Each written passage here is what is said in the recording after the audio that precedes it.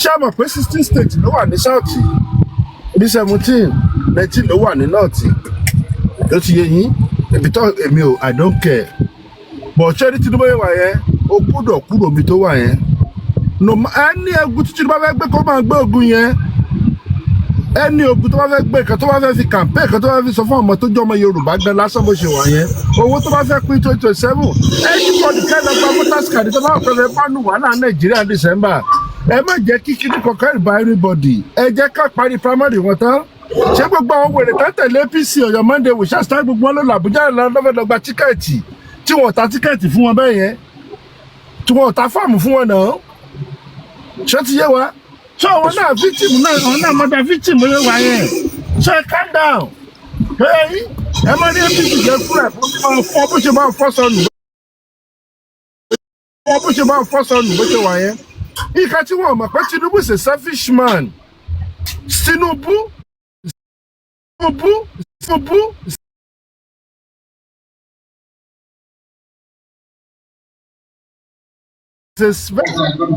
ẹjọ ṣe bá àpẹẹrẹ ìjọba amútù lọ́dọ̀ yìí ṣé bá ṣe ń ṣe òṣèlú ìkan tó ń pè democracy ṣé bá ṣe ń ṣe ni Tinubu ṣe fẹ́ bẹ̀rẹ̀ democracy Nàìjíríà tó jẹ́ pé inú yàrá ẹnìkan láti máa náwó ẹni tó máa represent orílẹ̀-èdè tó máa represent state inú yàrá ẹnìkan bàbá sọ pé tó gbé láti Èkó àná dẹ̀ tí ń pòsẹ̀ lórí Nàìjíríà ṣé irú ẹ̀ la fẹ́ gbà lọ Nàìjíríà ẹ̀yin tẹ́ ń support Bola Tinubu ṣé orí iṣẹ́ ìwà ọkẹ́ ṣá because this man ó ti ń deny yín ọjọ́ ọ̀la àwọn ọmọ yín bó ṣe wà yẹn you don't know ẹ̀ mọ plan ẹ̀ so the political stuff right now all what dàbí.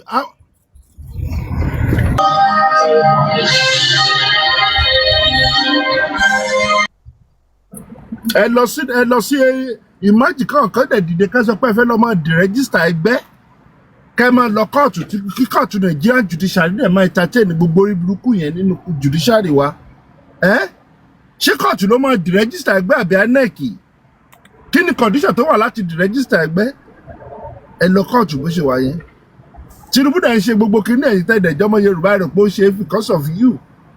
make Nigeria great. ṣe rí issue ọ̀rọ̀ ẹgbẹ́ ní táìmù tí àwọn Tinubu tí wọ́n ń ṣèjọba ni wọ́n ti gbé kínní yẹn lọ kóòtù tí Supreme Court ti sọ wípé internal party ọ̀rọ̀ ẹgbẹ́ wípé affairs internal. àpèrè kì í ṣe yẹn ọ̀tọ̀ tún nìyẹn wọ́n tún padà lọ kóòtù wọ́n ní káàdì rẹ́gísítà ADC ìyẹn náà wà kóòtù. ibẹ̀ náà mò ń bọ̀ bàbá ibẹ̀ ni mò ń bọ̀ ìkan tí mo fẹ́ sọ nìyẹn wípé wọ́n ti. àpèrè ó tún yàtọ̀ sílẹ̀ tí Supreme Court dá pé ká padà lọ ẹgbẹ́ wọn ìyẹn tún yàtọ̀ ẹgbẹ́ méjì sí mọ́ọ̀nì kan ń da confusion sí Nàìjíríà. kí ni purpose tó ń fẹ́ di bàbá kí ni purpose ẹni sùúrù sà kí ni purpose tó ń sọ pé kọ́ńdì rẹ́gísà ẹgbẹ́ ìjà tó ń ṣẹlẹ̀ síbí láàárín àwọn ẹgbẹ́ ló ti ń ṣẹlẹ̀ àárín wọn ara wọn ló ti ń ṣẹlẹ̀ ìyẹn ni mo fẹ́ sọ wípé ilé ẹjọ́ ti sọ wípé kóòtù Supreme Court ti sọ wípé ilé ẹjọ́ kankan ò ní láti dá sí internal affairs ẹgbẹ́ but nítorí pé àwọn èèyàn yìí wọn kì í tẹ̀lé òfin nǹkan tó wù wọ́n ni wọ́n ń ṣe òun ni kóòtù ṣe entertain jákujàku yẹn nǹkan tí mo fẹ́ sọ nìyẹn sà.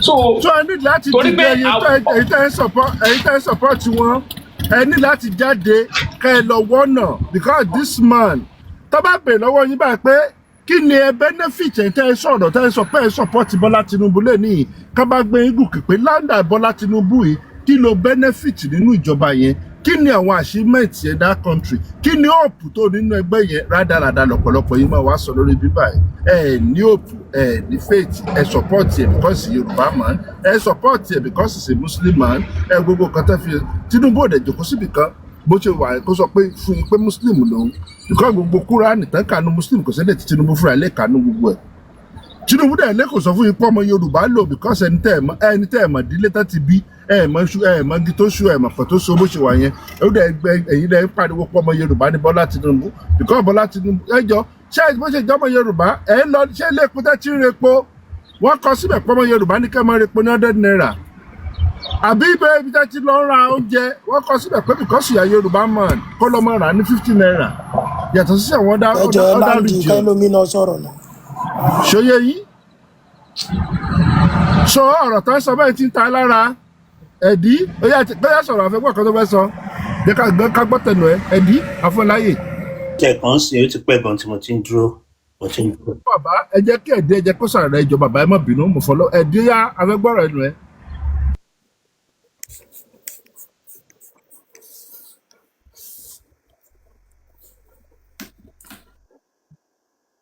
So, like what you want me like for the past almost more than 30 minutes now. So that's why it mainly, at least I was trying to talk. Another MK, they keep muting me.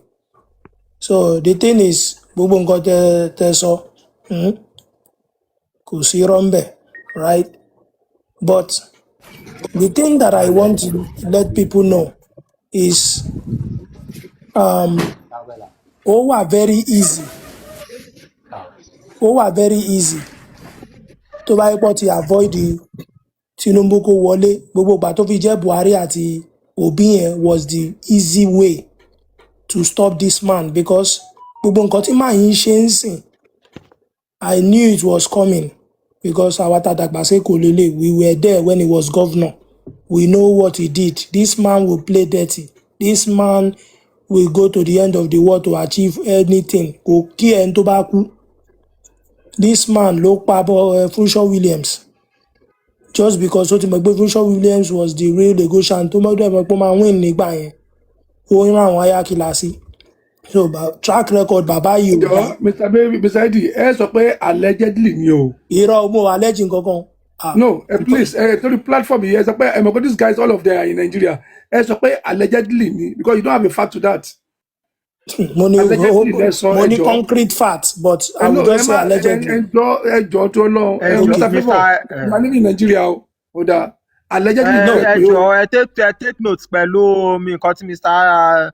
Bossman sọ, Mr. Idris ẹjọ́. Okay, allegedly, but you know, so this man will do anything to achieve this thing. Sherry, it's so unfortunate that at one point to yẹ pé even election at this point, I don't think election will save us from this situation. Tí inú nǹkan tó ń ṣẹlẹ̀ ní Nàìjíríà tó bá ṣẹlẹ̀ ní ìlú mi, ìlú yẹn àti jóná. Ṣé nǹkan tí mo sọ ti yẹn, ìlú yẹn àti jóná, wọ́n á ti fọ́ gbogbo ẹ̀ lẹ́nu, wọ́n á ti bà gbogbo ẹ̀ jẹ́, ẹni tó máa kú máa kú. Ẹni tó máa kú máa kú. Including members of the press who are feeling the heat here. You can. At the end of the day, it's unfortunate. Mo sọ̀rọ̀ kan ní. Ẹ wo nǹkan tó ṣẹlẹ̀ yìí o, wọ́n mọ̀ o tí wọ́n bá ti ń ṣe nǹkan tó jẹ́ pé ó wà òkè.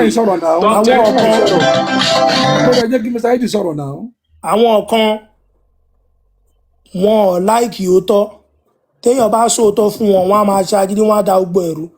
Mo lọ sí platform kan ti lọ́sàn-án yìí, platform lady kan tó ń pè ní Queen. Mo ń sọ òótọ́ ọ̀rọ̀ ńbẹ̀, but wọn ò fẹ́ gbóòótọ́ ńbẹ̀, gbogbo wọn kàn ń pariwo, wọn ò tiẹ̀ mọ point tí mo ń try láti make. Mo ń sọ fún wọn pé problem tá a ṣì ní. Brother mi, àwa náà máa ń wà lọ́dọ̀ kún ìbẹ̀ tó bá jẹ́ ó lè jẹ́ àgbékalẹ̀ yín, ẹ má bínú lórí, ó lè jẹ́ àgbékalẹ̀ yín ni. Kò sí nǹkan tó ń jẹ́, no, ẹ má defend, ẹ jẹ́ kí n land. I was trying to make a point, but mo notice pé ní platform yẹn, ibi tí gbogbo wọn sùn tọkọ rí sí, ibẹ̀ ni gbogbo wọn fẹ́ máa gbọ́ another opinion. So gbogbo wọn bẹ̀ yẹn kọ́ máa rant láti múnú gbogbo wọn dùn, so that I understand. So but what I'm saying is, mo try láti engage wọn kí n sọ fún wọn, mo ní problem ta ní Nàìjíríà ni pé as a country, a ní ẹni tó loyal sí Nàìjíríà as a country. Ipe nǹkan ta ní ni pé everybody is loyal to where they come from. Do you understand what I'm saying? Everybody first, Yoruba first, Igbo first, Hausa first, Fulani first. That is the problem. Tí mo ń try láti outline fún wọn ní platform yẹn pé kíní yẹn is kind of killing us silently, but I understand because tí gbogbo àwa jẹ́ loyal sí Nàìjíríà, as a whole, kí n má parọ́ fún yín.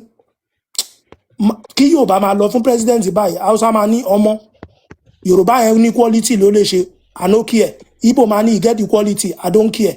But gbogbo wa la rí nǹkan tó ṣẹlẹ̀ ní last election now. Gbogbo wa la rí. Even our diaspora, we saw it. Àwọn kan ní Èkó, tó sọ pé tó bá dé ìwọ ọmọ Yorùbá tó bá dìbò fún Peter Obi ọmọ àlè ní ẹ dẹ̀ nílẹ̀ Ìgbò náà wọ́n yọgi wọ́n lu àwọn èèyàn pé tó bá dìbò fún wọ́n yọgi wọ́n lu àwọn èèyàn pé tó bá dìbò fún Tinubu. Do you understand? So these are the problem. See, I need láti figure out. These are the problem. Mr. DJ, ẹ jẹ́ kí n land ẹ jẹ́ kí n land. Mr. DJ, 1 minute. Mr. DJ, ẹ jẹ́ 1 minute. Mr. Eddie, ṣé ní pé ìkan tí wọ́n sọ fún kan correct lẹ́ẹ̀kan ni wípé ẹ máa gbọ́. When you say you went to kórókò ọmọ woman yẹn Queen, a máa ń lọ sọ́dọ̀ Queen, a máa ń lọ sọ́dọ̀ Queen gan. So Queen gan wọ́n ti mọ̀kọ́ tẹ́ fẹ́ sọ pé it is not right. Nígbà tẹ́yìn bá ń sọ fún wa ń bí nìsín, with this statement wípé Nigerians. Ọ̀pọ̀lọpọ̀ wa náà la máa ń wà bẹ́ẹ̀ yẹn. Wọ́n ti sọ́kọ́ sọ statement kan tó náà máa ń rant tó sọ pé a máa ń rant. Ẹ kò jẹ́ kí èmi sọ tèmi jọ bọ́sùmá ẹ̀yin máa rojọ́ lọ ni. Èmi mò ń ṣèkọ́ lọ́wọ́ máa mí ti ń sìn. A ní mi rojọ́ ṣe stand ẹ bí ọ̀rọ̀ tí mo sọ lọ. Jẹ́ kí n land the plane ní sùúrù ẹ máa land. Let me make it thought. Now ẹ sọ pé many politicians community wọn ìlú wọn ni first ṣé àdìgbà yìí gbàtí Jonathan dìbò ni the Hausas voted for Jonathan, some Hausas voted for Jonathan against Buhari to jọmọ Hausa. So what can you say about that? Ẹni sùúrù ẹ jẹ́ ṣẹ́rí.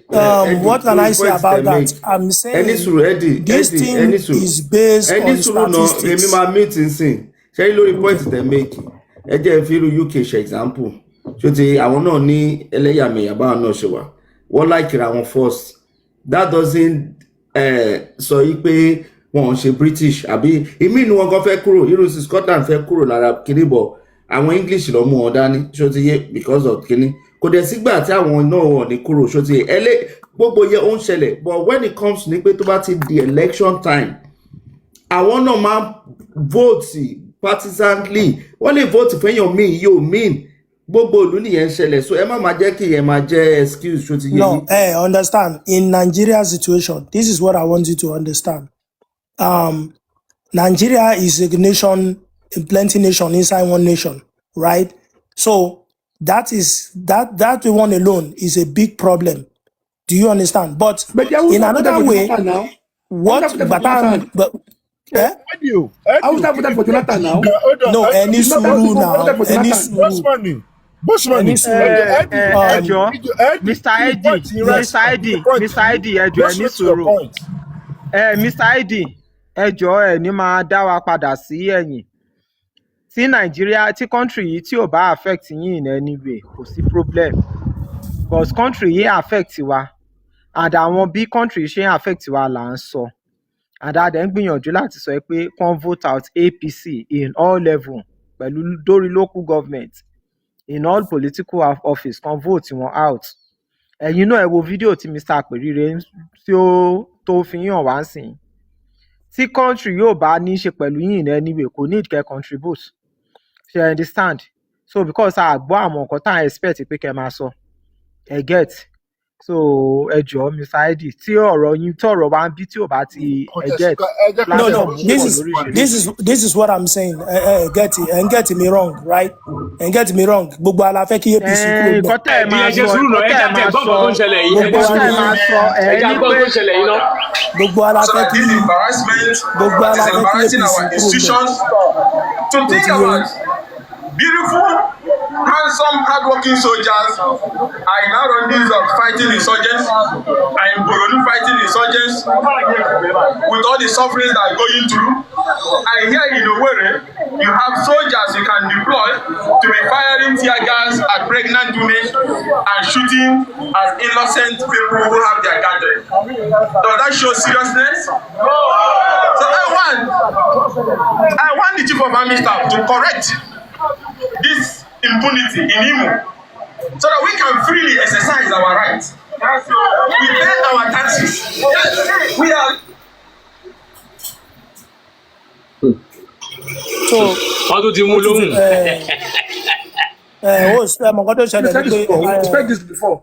Get me wrong. So what I was trying to say is mo ń sọ pé Cherry ẹsẹ̀ tí bàbá yìí fẹ́ gbé ṣó ti yé yín bàbá yìí ò kí ẹ̀ nǹkan tó máa trample tó máa ó máa so that is the reason why tí mo ní pé gbogbo nǹkan tí bàbá yìí ti ṣe àtẹ̀kọ́ ó ti ṣe gbogbo kinní tó ń ṣe lọ́wọ́ ilé Èkó so I'm not surprised ní gbogbo nǹkan tí bàbá yìí ń ṣe lọ́wọ́lọ́wọ́ nationally. Mr. Favour ẹ padà sáàyè yín o ẹ ti gbọ́ díẹ̀ nú ẹ̀ náà. So that's the thing. So tó bá yẹ kó surprise àwọn èèyàn tí ó ti that was why I was asking the other guy the other time pé ṣé Èkó lẹ wà pé tẹ bá wà lẹ́kọ̀ọ́ gbogbo nǹkan tí Tinubu ń ṣe ń sì ẹ ti rí footprint yẹn so kò ní surprise anybody. So this man is desperate and the crazy part is ó ti mú àwọn bíi àwọn redeem yẹn àwọn yẹn sẹ́gbẹ̀ẹ́ so àwọn yẹn they are not ready to come out to speak the truth. Àwọn èèyàn tó ti gbàbọ̀dé pọ̀ gan so it's gonna be a big work. It's gonna be a big work. Ẹ má bínú gbogbo wa la mọ̀ nǹkan gbogbo wa la ti mọ̀ nǹkan tẹ́ ń sọ yìí kí lẹ̀yin wá rò pa lè ṣe kí lẹ̀yin rò pa lè ṣe gbogbo wa la ti mọ̀ nǹkan tẹ́ ń sọ ibẹ̀ kí lẹ̀yin rò pa lè ṣe. In this situation, right? So nǹkan tèmi suggest ni pé táwọn èèyàn lè ṣe ni pé tó bá di first of all àwọn èèyàn kò jẹ́ kó allow kó Tinubu kó ra INEC so now tó ti ra INEC in sí is gonna be it's like 10 lapses ahead of everybody so it's gonna be a tough one. ẹ kò sọ pé kán vote wọn out ẹni kán vote wọn out. No everybody máa jáde because lọ́wọ́ yìí sí ọ̀wọ́n ti tẹ́ everybody ti mọ nǹkan tó máa ṣe but the thing wo nǹkan tí mo ń sọ brother the thing is my problem now is ẹni tó máa ka vote ni ẹni tó máa ka vote ni because ṣe rí kíní tó ṣẹlẹ̀ ní last election yẹn ṣe rí this time around àwọn èèyàn gbọ́dọ̀ múra ni o because àwọn bọ̀bọ̀ yìí wọ́n ti háyà àwọn thugs wọ́n ti háyà àwọn ṣe rí ẹ wo so I don't know but it's gonna be a tough one it's gonna be a very tough one. So, yeah, thank you very much, sir. Ṣé another person náà. Tinubu kúrò ń bẹ̀ tó support kayọ kúrò ń bẹ̀ torí pé because ronú kó jọmọ Yorùbá. Bí wọ́n ti support àwọn kọ́ ló mọ̀. Eddie. Yes. Mo ní ṣó support bá kayọ Tinubu kúrò ń bẹ̀ ẹnikẹ́ni tó bá òkò débẹ̀. Ọyọ kúrò ni ọyọ kúrò and again the thing is tó bá jẹ́ pé the problem is that we don't have a alternative tó bá jẹ́ pé Peter Obi ló fẹ́ lọ ni is okay but Atiku yẹn mi ò faramọ́ Atiku yẹn ni that's the problem Atiku yẹn is more like fry pan to fire ni but tí ayé Peter Obi bá fẹ́ lọ is good. Ẹ má bínú tó bá jẹ́ pé Mr. Eddie ẹni sùúrù sà. Cherry mi ìfẹ́ kẹ́ máa preempt anybody. Now we said that allegedly. Now any from fry pan to fire. What we are saying is, whoever the person is, whoever the person takes it back, let us join hand and push this man away. Because this narrative from fry pan to fire, indirectly you are still working for Tinubu. Tell me, Atiku want to support. Edio, Atiku. Tó fi jẹ́ àpẹẹrẹ Edio Atiku tó fi jẹ́ from fire from kìnnìkan fire yẹn ìjẹ́ ṣé Atiku ti ṣe ìkọ̀rí tó yẹ pé ó ti jẹ́ kẹ́ go through the fire rí. Nǹkan tó ṣẹlẹ̀ the reason I cannot trust that man is ṣe rántí ìgbà tí wọ́n sun girl yẹn ní ilẹ̀ Hausa that girl tó ní táwọn cosmate yẹn criticize yẹn bàbá yìí ó post ẹ̀ sórí Twitter ó dẹ̀ delete ẹ̀ immediately so ṣerú èèyàn ẹ̀ lè fẹ́ trust so what I'm trying to say is. Hold on ìkà tó post sórí Twitter. Bẹ́ẹ̀ máa fi justify ẹ̀ ṣé ẹ̀ lẹ́lẹ́ fi justify Atiku. Ẹ̀díò ìkà tí Atiku post sórí Twitter máa gbọ́ ẹ̀díò ìkà tí Atiku post sórí Twitter bàtà pa gẹ́ẹ̀yìn Deborah ṣé ó support ìkà tó ṣe ń bẹ̀ ní àbó against ẹ̀.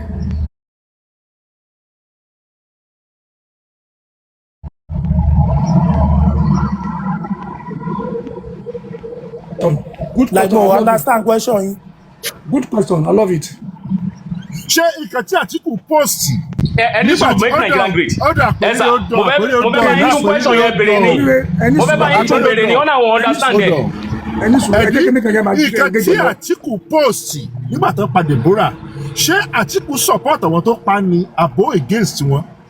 he posted it in solidarity fún nǹkan tó ṣẹlẹ̀ but ìgbà tó rí backlash from àwọn mala ẹgbẹ́ ó delete ẹ̀.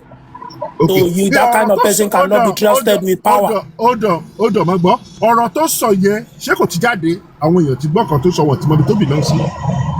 So at least jẹ́ kó tiẹ̀ ló 24 hours kó tó delete ẹ̀. We need a leader with backbone. It doesn't matter bó ṣe jẹ́ 1 minute ló lò ń bẹ̀. Ó ti sọ ó ti pass message yẹ. Ọ̀rọ̀ tí wọ́n sọ lẹ́nu kíákíá àwa táwa ń bá ẹ̀ ti gbọ́ rẹ̀ ti mọ bí tó belong sí. Àbí àti mọ ọ̀rọ̀ tó fẹ́ sọ. Ọ̀rọ̀ tó yẹn sọ ti mọ. Èmi kàn fẹ́ béèrè question kan lọ́wọ́ bàbá yìí ni ẹni sùúrù sà. Question kan ẹ̀dí káàsùn mi ń sìn pé bí gbogbo ẹ ṣe wá ń lọ yìí tó bá lọ jẹ́ pé Àtíkù ni wọ́n wá fà kalẹ̀ tó fẹ́ kojú Tinubu nínú Tinubu àtàtíkù ta lẹ́yìn fẹ́ dìbò fún.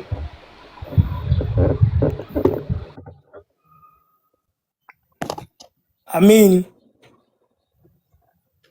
in this kind of situation, you know, ó máa di pé èèyàn máa ní láti face campaign láti yọ Tinubu ni. But in the long run, gbogbo àmọ̀ pé, you know, it's just a matter of choice pé ní choice ni. But in the real world, Atiku yẹ qualify. But tó bá yẹ pé òun lọ fà kalẹ̀, then we go for Atiku. That's what I'm saying. Kí qualify.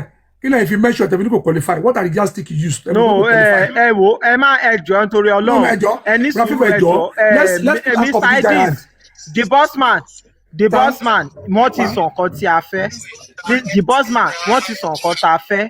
Wọ́n sọ pé tó bá jẹ́ pé Atiku ni wọ́n fi ṣe as a running mate pẹ̀lú President Bola Ahmed Tinubu, wọ́n ní wọ́n máa vote fún Atiku. Kò tún sí nǹkan tá a fẹ́ mọ̀ àti ní kò lè ju tọwọ́ ẹ̀ sílẹ̀. Favour kò sọ kan tó fẹ́ gbọ́ ó sọ kan tó fẹ́ gbọ́ bẹ́ẹ̀ tó wà nínú ẹ̀. Nǹkan tí mo fẹ́ sọ gangan nìyẹn nǹkan tá a fẹ́ gbọ́ ni wọ́n sọ nǹkan tó wà nínú wọn but ẹ̀ sáré jẹ́kẹ́ mi kàn tiẹ̀ sáré sólè make Nigeria great ní 2006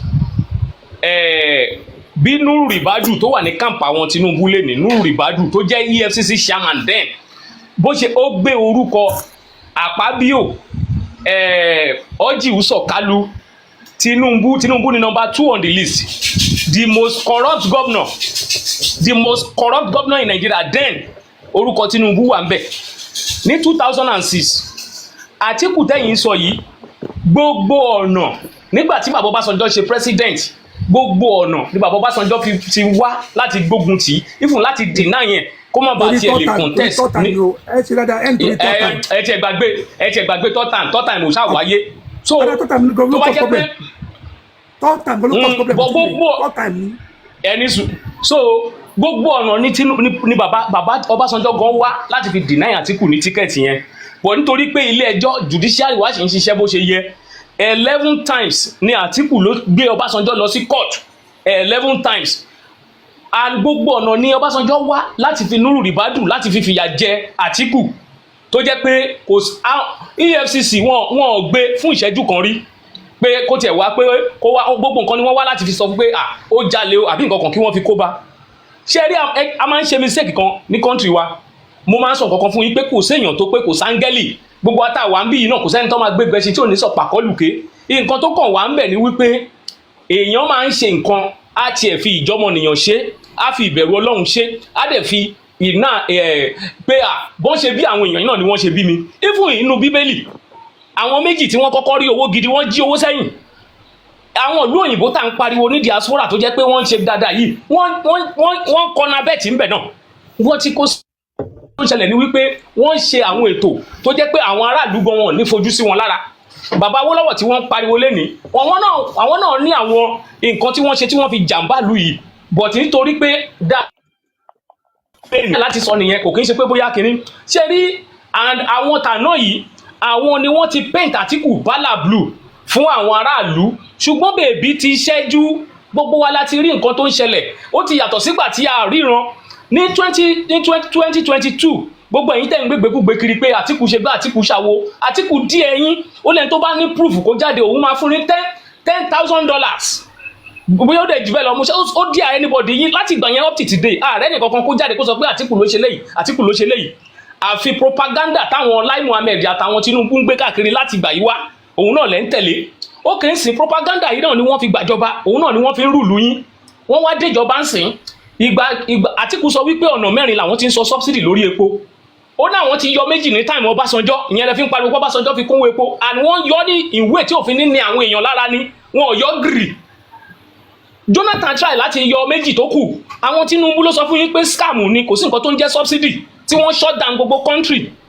Gbogbo nǹkan yẹn làwọn òwà láwo yín kẹ́ ṣe lénìí, still yet ẹ̀ẹ́dẹ̀ tún sì máa sọ àwọn ẹ̀ẹ́dẹ̀ tún sì máa gbé àwọn propaganda yìí káàkiri. Ìjọ wo la fẹ́ gbọ́n? Bó tẹ̀ tilẹ̀ jẹ́ pé àgọ́ ti di pọ́ńtọ̀, ó ti di mẹ́ta kọ́bọ̀, ọgbọ́dọ̀ wọ́n gógó, ṣùgbọ́n síbẹ̀síbẹ̀ náà èèyàn máa ń kọ́gbọ́n látara àwọn èèyàn ni. Ẹ jọ̀ọ́, èmi kò sí nǹkan kan tá a fẹ́ ju pé ìjọba tó bá ti ń nílùú lára, kò sí purpose ìjọba yẹn gbọ́dọ̀ fi wà ń bẹ̀. Àwọn èèyàn wà ń bí tí wọn mẹyẹ tó ṣu wá, àpàdé ń bì kankan, wọ́n ń ṣe wá láàánú nítorí pé wọ́n ń gbọ́hùn ẹnu wa, wọ́n rí wípé àwọn ẹni yìí wọ́n ń Philippines ní ìlú tí wọ́n wà, àwọn dẹ̀ ti l'opportunity, wọ́n ti kó nílùú ìlú yẹn, wọ́n ń ṣe kí ni, wọ́n ń fi ìjọmọnìyàn ṣe, wọn ṣàmẹyẹ tó ṣu wá, fámìlì ń bì kankan, bẹ̀ still yet wọ́n á wò wípé àwọn ẹni yìí o, inú wọn bá tó kè táwa náà rí, ẹ jẹ́ ká fún wọn. Nǹkan tó ń pè lọ́mọ ìjọmọnìyàn nìyẹn. Irú àwọn èèyàn tó jẹ́ irú àwọn èèyàn bẹ́ẹ̀ yẹn tí wọ́n ń ṣerú àwọn ìlítù bẹ́ẹ̀ yẹn tó jẹ́ pé tó bá láǹfààní àti kò ń ṣe pé ká fúnyàn nípò àbí ká fúnyàn ní nǹkan nítorí pé nǹkan tó fẹ́ rí, because ẹni tẹ́ ń sọ yìí ń sìn, ẹ lọ gbogbo participant ẹ̀bọ̀ látẹ̀yìnwá tí ó bá fi ìyàn síbì kan, nǹkan tó fẹ́ mú wá fóun ló máa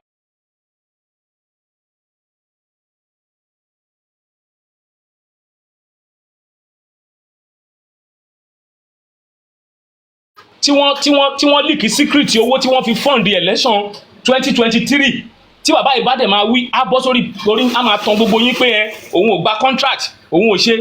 Dangote wọ́n náà wọ́n release 100 million fún Sanwó-Olú àti Tinubu lórí refineries Èkó, tí bàbá ìbá bọ́ta á lóun ò gba contract, òun ò ṣe nǹkan kan. Buhari yá owó kan kó tó di pé Buhari lọ, eléyìí ó ń ṣàlẹ́jẹ́lẹ̀ yá, wọ́n sọ ní National Assembly ni tí Aliu Ndume ló dìde wípé out of that money wípé Lagos State alone 44% ló gbà nínú owó yẹn. Ó ní gbogbo 19 states tó wà ní north 11% péré làwọn gbà. So àwọn èèyàn yìí wọ́n ń mú owó tó yẹ kán fi ṣàǹfààní fún ìlú. Just recently náà sì látó rí lọ online wípé wọ́n san 17 billion, wọ́n approve 17 billion fún àwọn data boys àtàwọn campaign. Ẹnìkan wá bí ó wá ń defend ẹ̀, ó ní wọ́n pín sí wọ́ọ̀dù kan ni wọ́n ṣe kinní kan ni. Ṣé owó tó yẹ kí wọ́n fi ṣàǹfààní fún ìlú tó yẹ kí èmi àti yín kájọ máa benefit, wọ́n á kó fún àwọn èèyàn wóńgóró kan, àwọn wóńgóró yẹn á máa wá pariwo kiri? Ṣé ìlú lè dàgbàsókè bẹ́ẹ̀ yẹn àbí ìlú lè ní tẹ̀síwájú?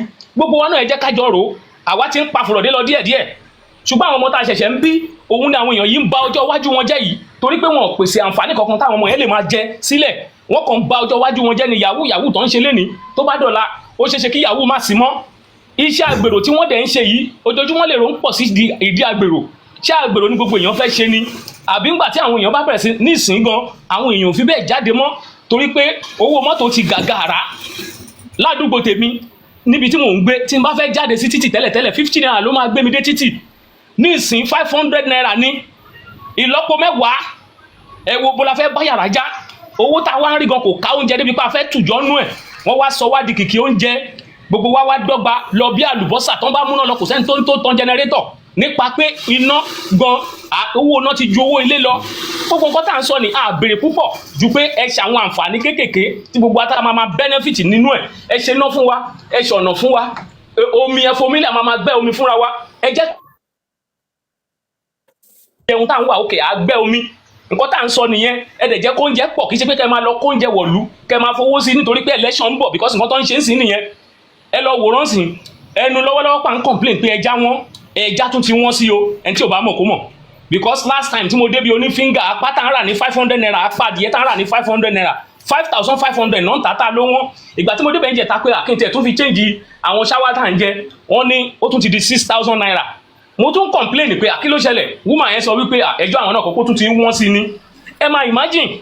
So gbogbo àwọn nǹkan tá ń sọ ni, and àwọn èèyàn tó ń darí wa yìí bàbá, gbogbo nǹkan tá ń sọ yìí ọ̀fẹ́ ni wọ́n ń ṣe. Ifun chairman agbèrò ní junction tó bá jókòó báyìí ó ń gbowó oúnjẹ, ó níye tó ń gbà lówó oúnjẹ lójúmọ́. Ta ló ń fún ẹ̀yin lówó oúnjẹ? Ta ló ń fún èmi lówó oúnjẹ?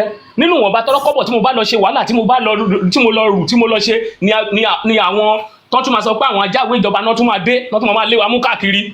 So àwọn èèyàn tó wà nílùú òyìnbó tí wọ́n ń fowó ránṣẹ́ sílé, ṣé tó bá jẹ́ pé bí ìjọba ìlú yẹn ṣe gbógun tì wọ́n nìyẹn, ṣé wọ́n á lè dúró ń bẹ̀ ni?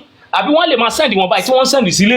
Gbogbo àwa tá à ń ṣe kí nìyẹn jẹ́ ká máa rò dáadáa o. Olódùmarè á wà pẹ̀lú gbogbo wa. Ẹlẹ́dàá mẹ̀kúnnù, gbogbo ìmọ̀ tí àwọn èèyàn yìí tí wọ́n ń dì torí pé wọ́n ń dì pàǹpá láti ṣe kí ni, láti fẹ̀mí àwọn èèyàn ṣòfò ní 2027. Ṣùgbọ́n bó ti wù kó rí, ìmọ̀ tún ìmọ̀ jọ, ìmọ̀ bí wọn ò ní dálẹ̀.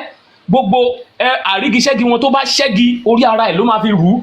Gbogbo èrò burúkú tí wọ́n bá gbè lórí àwa mẹ̀kúnnù tí ara ń ta, tí ẹ̀ ń nà, tẹ̀tún wá sọ wípé a ò gbọ́dọ̀ ké, gbogbo èrò wọn á padà sí wọn lórí ni. Àdàbí tó wá jẹ́ pé bí wọ́n ṣe ń ṣèlú ni wọ́n ṣe ń ṣe yìí. Ẹlẹ́dàá mẹ̀kúnnù àti gbogbo ẹ̀jẹ̀ tí wọ́n ń ta sílẹ̀ á bá wa da gbogbo ìmọ̀ wọn tó bá dì, á bá wa dàrú láṣẹ Elédùmarè. Mo dúró ń bẹ̀ náà. Favour ṣe a lè sọ. Hello. Okay. Ẹ káàárọ̀ gbogbo ilé o. Ṣẹ́rí ọ̀rọ̀ Nàìjíríà. Nǹkan tèmi rí sí ni wípé àwa fúnra wa àìtí ready. Election ẹnìkan débẹ̀ ẹnìkan ò débẹ̀. Tinubu ló fẹ́, Obi ló fẹ́ lọ ní o, Jonathan ní o, gbogbo àwọn kìíní yẹn àìtí ready. The only way tí èmi rí, this is a discussion, kò ṣe wípé mo ní facts, but the only way tí èmi rí ni wípé number one, kí Nàìjíríà ká kọ́kọ́ pín. Tá bá jẹ́ máa pín, we have 36 states in Nigeria. Ẹ jẹ́ kí movement wà whereby there will be a protest, 1 million youths in each state. Ká fix the date, kí everybody dá bọ́tà. Ṣé rí gbogbo àwọn gọ́ọ̀mẹ̀ntì yìí wọ́n ò lẹ́mìí o. Ẹ máa rí pé wọ́n máa fly off ni. Let us have a date. Okay, ìjọba yìí o, we can give ourselves 4 months. Mo mọ̀ pé government náà máa prepare fún wa. Wípé nǹkan báyìí fẹ́ ṣẹlẹ̀. But ta ló fẹ́ kúnú wa? Are we ready to face the challenge? Are we ready to die for the country? As long tí yẹn ò bá sí, a máa fàánà pé ní o, ìdípàánà ni o. That is my take for our discussion. Ẹ ṣé púpọ̀.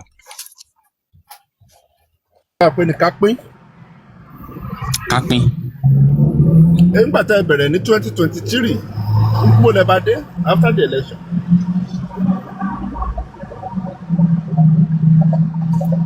Kò yé mi kọ́ tẹ́ sọ bàbá. Pípín tẹ́ ẹ fẹ́ pín yẹn nígbà tá ẹ gbé jáde tẹ́ ẹ bẹ̀rẹ̀ ní ìgbà tá ẹ fẹ́ bẹ̀rẹ̀ election 2023 after the election mo lè bọ̀rọ̀ pípín yẹn dé. Nítorí pé serious ni. Àwa fúnra wa àìrẹ́dì. Tá bá rẹ́dì a máa lọ. Why don't you bring out by nígbà tẹ́ ẹ mọ̀ pé serious báyìí why don't you bring out by right? No, I'm calling everybody to a point. As long we are ready to fight for ourselves, for this country, the only thing we can do is for us to divide. And if we want to divide, I got already with anything to máa ṣẹlẹ̀ ló máa ṣẹlẹ̀. Ṣé ti gba voters card yín?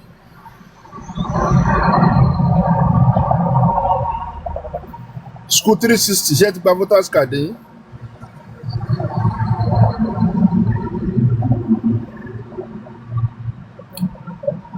$360.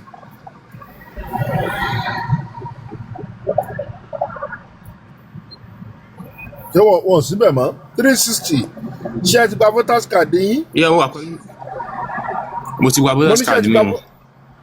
Lọ mú voters card yín kẹ́ ìdìbò. Ẹ lé Tinubu kúrò mẹ́nà. Tẹ́ ẹ bá change gọ́ọ̀mẹ̀ntì lẹ́ẹ̀mejì ẹ̀mẹ́ta you get it right. Because ẹni tó wà ń bẹ̀ tí ò bá ṣe dáadáa nǹkan tó ṣe pè ní democracy nìyẹn tíjọba kan ò bá ṣe tó you remove it but pé àdéhà pé ẹnìkan gbọ́dọ̀ lo ọdún mẹ́jọ yẹn ẹ máa yọ kúrò ní system you remove it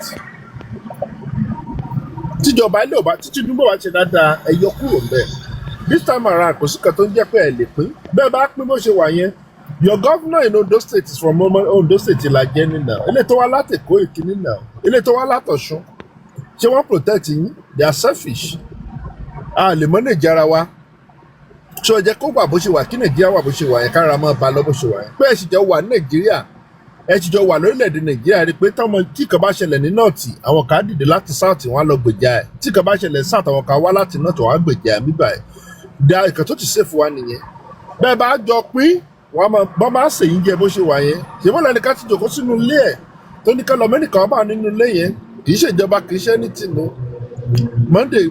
Monday Benue oníkànlọmọ ọkàn ọba nulẹ tó bá jẹ́ pé bó ṣe máa mú ìyá dẹ padà ṣe bó ṣe wù wá kò dẹ̀ sí kan tó máa ṣẹlẹ̀ so go and get your PVC and let us vote out this man this criminal ẹ jẹ́ ká vote out because the government our nílé ní òmò sọ fún àwọn tó wà Nàìjíríà ẹlòmíràn sọ pé ẹ ò rówó school ọmọ school san it's not your responsibility láti sanwó school fees ọmọ ẹ ètò ìjọba ní kíjọba provide education health care kan gbé fọmọ yín nǹkan táwọn lóyìnbó tá à enjoy nìyẹn ìlú tí wọn ti bí wá we enjoy ìtọ́mọ tá a bí síbà gbogbo ló enjoy kiri opportunity yẹn kí ló yẹ táwọn náà lè enjoy mẹ́yẹn the security the 24 hours electricity everything is there nǹkan tá à enjoy nìyẹn àwa kọ́ la máa ra transformer àwa kọ́ la máa ra póòlù but Nàìjíríà ẹ̀yin lẹ́ máa ra póòlù ẹ̀yin lẹ́ tún máa ṣọ̀nà àdúgbò yín fún ẹ̀yin Nàìjíríà that is why nǹkan tó wà ń bẹ̀ tẹ́ clamour for nìyẹn pé okay we need to rebuild the country bọ́kẹ́ ìkan wà Nàìjíríà kan kébí máa pa yín Nàìjíríà kan máa sọ pé ìyà ń jẹ yín Nàìjíríà tó jẹ́ pé ìgbàlẹ̀ tí wọ́n á support this bad governance bad government tó wà ń bẹ̀ jẹ́ pé ìgbàlẹ̀ tí wọ́n máa jáde from one social media to another social media tẹ́ máa rò pé kankan ṣẹlẹ̀ so come and go and get your PVC and vote this man out ẹ má rò pé ọmọ Yorùbá ni ọ̀rọ̀ tí mo sọ lẹ́ẹ̀kan tí yẹ̀dí sọ tí mo sọ pé ẹ má lè àti dìbò ẹ má rò pé ẹ jẹ́ káwa ló bí sọ̀rọ̀ àdénà dìde nǹkan tó lè tó fúnra ẹ̀ sọ fáwọn ìdáná kó má ṣèpè fún mi kan nìyẹn ẹni tó wà ń bẹ ẹ má rò pé ọmọ Yorùbá ni ẹ̀rọ ń jẹ lọ́tọ̀ọ̀tọ̀ ẹ̀dẹ̀rẹ̀po ní ẹni wu ẹ̀ níbi tẹ́ ti rọ kíní kan just go out there get your PVC ẹ jẹ́ ká jáde tí 70 million tá a bá lè jáde imagine a country of over 230 million tó yẹ ká at least tá a bá pa ṣe election kẹ́yọ̀ bí 70 million jáde kan dìbò ẹ wo election tó ń gbé president wọlé 80 million it's a big shame 80 million don't decide nǹkan tó máa ṣẹlẹ̀ fún wa lórílẹ̀‐èdè Nàìjíríà 80 million votes ló gbé president wọlé so please go and get your PVC bẹ́ẹ̀ bá lẹ́gbùrò bẹ́ẹ̀ bá lẹ́gbọ́n bó bá jọ́kọ nínú ilé sọ fún ìyàwó ẹ̀ tó bá ti gba PVC ẹ̀ má fún lówó oúnjẹ kó pariwo ẹ̀ síta pé ò fún lówó oúnjẹ tàbí ọkọ máa sanwó school fees ọmọ ẹ̀ kó sọ pé ìwọ ẹ̀tọ́ ẹ̀kọ́ ni kó sanwó school fees ọmọ ẹ̀ pé òun náà gba PVC tó bá ti ní support yẹ bódà ìjọ́kọ náà tí àwọn bá ti sọ fún ẹ pé tí àwọn obìnrin tẹ́lẹ̀ wà ń bẹ̀ tó bá sọ pé kọ́kọ́ ẹ̀kọ́ lọ gba PVC tó ń ṣe bí wèrè má fún ni ó pé dínà ẹ̀ a mọ̀ pé ọkùnrin bóyá ìwà gbogbo ọkùnrin tó ti wà ní Nàìjíríà ìjọba tó wà ní Nàìjíríà ti láti jẹ́ kó useless ọ̀pọ̀lọpọ̀ ọkùnrin níjọba ti sọ jẹ́ pé ìyàwó ilé ẹ̀gán ló ń bọ́ Nàìjíríà láti tẹ̀mí tán bá yí àwọn ọkùnrin jẹ́ dé Nàìjíríà. make Nigeria great. sir. olórin yẹn kọ lóní. níbo là ń lọ ọlọ́run ọba níbo là ń lọ níbo là ń rè nílùú Nàìjíríà ìmùlẹ̀ wa má ṣe jẹ́ kó ṣòro nítorí pé Naija dorí ìkòdò kò sẹ́ni tó ó yà wọ́n Tinubu ṣe rí àwa fúnra wa láti kọ́kọ́ gọ̀ nǹkan tí mo mìíràn báyìí àti kọ́kọ́ gọ̀ lélẹ́yìí ṣe rí àwọn nǹkan tá a gbà nílùú wa yìí and then àwọn parents wa yẹn ló kó bá wa tán máa ń sọ fún wa wípé má borúkọ ẹbí wa jẹ́ ṣebí wa lórúkọ kan tó dáa ní ẹbí tẹ́bí ń pa ẹjọ́ kẹ́ni ẹ bá mute náà ta ló ń sọ̀rọ̀ lábẹ́ kínní mẹ́ ẹjọ́ ẹ bá Kevin ẹbẹ́ mẹ́sà ẹjọ́ ẹ bá mute àbí ta tún ni so Ọ̀túnba ẹ bá mute ẹjọ́ ẹ bá mute so. screen ní ṣá mi ò wọ́n mute látẹ̀kan èmi kan Kevin ni ó jẹ́ ti mute mi ò wọ́n mute. àwa láti kọ́kọ́ gba kínní láàyè kí dẹ̀ ló fà ni wípé nígbà tó yẹ ká ti kọ́kọ́ bẹ̀rẹ̀ ìjà yìí a ò já a fi ṣe ti pé ọmọ wa ni àti oṣù àkọ́kọ́ tí Tinubu ti gbàjọba ló yẹ ká ti fọ́n sí títì ká ti máa pariwo we no go gree then èmi ò mọ nǹkan tó stop Nàìjíríà láti kó pure water síta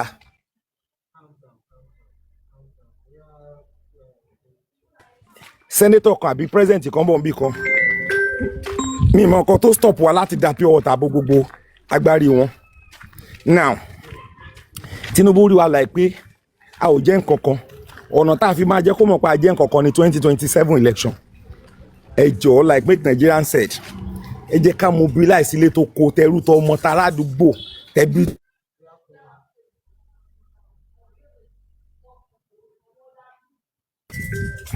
ẹni tó bá lówó tó lè cost ẹ lówó ẹ jẹ́ kájọ make sure pé máa yóò padà débẹ̀ lẹ́yìn ọjọ́ tó yẹ kó kúrò ńbẹ̀ mo fọlọ́ ńbẹ̀ yín ẹ má jẹ́ ká fẹnu ṣe ẹ jẹ́ ká fi ẹ̀jẹ̀ wa ṣe ẹ jẹ́ ká fagbára wa ṣe ká lè result ọ̀rọ̀ máa yóò gbójú lásán wèrè la fi ń wo wèrè kájọ fi wèrè wo wèrè ń 2027 election ni o kájọ fi wo torí. ẹ fún mi láyè kí n kàn sọ̀rọ̀ ẹ jọ make Nigeria great. Mr. Kelvin ẹ ṣẹ̀ṣẹ̀ wá sókè ni o ẹ bá àwọn bíbá yìí. ẹ jọ nítorí Ọlọ́run Mahmood. make Nigeria great. Nigeria dẹ̀ da lágbára Ọlọ́run nínú làálàá yìí gbogbo alámàlà lágbára Ọlọ́run. But mo fẹ́ kí gbogbo àmọ̀ kankan o make I even speak broken I no dey like to talk Yoruba matter don be like this. See one thing about this country na me and you and everybody go fight. The fight dey down so no be one person fight o. I don talk am one time for this our group. You see either na me be Tinubu, na me be Obi, na me be Kwankwaso, all those people, as I said that day, I tell una, they be the same thing. God is my witness. You dey hear me? They are the same thing. Go and look back in those days during Abacha period. I read one article. This Tinubu, this Obi, they are working for this Abacha. Alberto is working for Abacha. The Alberto that Tinubu used to give contract. Una dey hear me? So wetin dey down now? Forget about voters card, my brother. I beg, sir, I beg. You hold under the Abacha, what position? Say me. Obi, position Obi hold under Abacha. Obi. Position no hold. I don't know which position. No, my brother, I beg, no verse, I beg. I don't know which position he hold. I don't know. But you say it now. If you don't know something, why do you say it? Under that act. So I don't know you now, and I call you criminal. How are you going to feel? No, just put on. Let me conclude. You will come in, sir, please, sir. Just let me conclude. You come in, sir, please. You come in, sir, please. So the issue on ground now, wetin dey down be say, now make we stand up. We need new government. Let's cancel all those people. Let's cancel them. We don't need anybody. We need fresh people. We need fresh people, my brother. I beg. We need fresh people. This our platform. Make it bring positive change. Okay, fine. You put that in Ibadan. We have meeting. Let's mobilize here. You people in Akure, we have meeting. Let's mobilize here. You people in Owo, we have meeting. Let's mobilize here. Osun, let's mobilize here. From there, very very soon, everybody will come together. We start from somewhere. I beg, make we use this opportunity. Make we do something great. Let's change this country. Let's change it. The thing is getting frustrated. Okay, one of my brother talk now as that I say formally fish na different. My brother see now, Pomo go down the high. Person no fit chop pomo again na egg. Person dey chop now. We go fry egg. Sometimes we go boil am, take put for soup. Maybe kisha eat, put am for inside nylon. Back in those days, Sábà Soko, tábà tí ń bá amara kìnìún aláàrán la fi máa mu gàrí. But this time no be that only aláàrán fi mu gàrí. My dear brothers and sisters, please, I beg you in the name of God, in the name of Allah, I beg you, let every one of us, we need a new government. All these people, they are the same calibers. Like small like Rob Likaba. They are the same, they are bird of the same feathers. They don't mugu us. If they don't day back, all of them they come together, they know what they are doing. I beg. Well, let us decide that we need a new government. Mr. Kevin, thank you very much, sir. Yes, sir. Kevin, sir. Yes, sir. Ọ̀túnba ẹ sọ̀rọ̀. Ọ̀túnba ẹ sọ̀rọ̀. No, kì í ṣe Ọ̀túnba ti yẹn jọ. Ọ̀túnba ẹ má bínú. Ọ̀túnba àgbẹ̀ mò ń sọ. Ben. Okay, sir. Mo kàn kíkan sọ̀rọ̀ díẹ̀ later máa padà sọ̀rọ̀. Mo kàn fẹ́ respond sí suggestion. Ẹ jọ ọ̀rọ̀ mi ni fún respond sí Kevin. Yeah. Ṣé rí lóòótọ́ contribution tẹ́ mú wá ṣe ń gbọ́rọ̀ mi ó wà okay but to me I don't believe that can work for now because the election is already around the corner ṣe ń gbọ́rọ̀ mi for how many months ló kò dábẹ́ ṣe election so èèyàn mélòó lẹ́sẹ̀ fẹ́ lọ pé Nàìjíríà báyìí pé we don't vote we don't do this don't that it seems we are just wasting our time Before we can do that now, let's you might be early tag be Atiku Oda, Obi Oda, Kwankwachi, all those people they might not good, but they haven't yet become president for once. Tinubu, at least during that even though before the election, many people I can say above average percentage of Nigeria they condemn Tinubu that they can never vote That for one him, is a demon. of his affiliation, irrespective of his power. Irrespective, Demon ni. That man is a demon. Demon. He's not an human being. So at the end of the day, some they said, okay, let's give this man a trial because they will not give him a trial. I'm at a room, but we want to get it. I'm about Long. Do not.